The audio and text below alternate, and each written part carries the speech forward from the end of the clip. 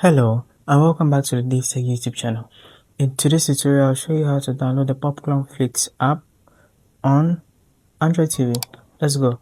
So you're going to head over to apps and go to Google. Now go type in PopcornFlix and you're going to scroll down. This is the official website, yes, but I want you to scroll down to the version that has play.google.com. So this one's from play.google.com. That's the link you want. Now that you've clicked that link, all you need to do is to head over to the install button and click on it. So this app will install, give it some time, be patient and wait for it to install. Now when it installs, you're going to have it in your app library and you can open the app with the button that will turn blue. This open button will turn blue and you can open it up from there. So just be patient. If your internet connection is good, it should take you just a couple of seconds and you have this app downloaded. Installation will be automatic. Google will install this app straight into your app library and you can access it from there without any hassle. So if you found value in that tutorial, hit that like button, subscribe to the channel, and I'll see you in the next video.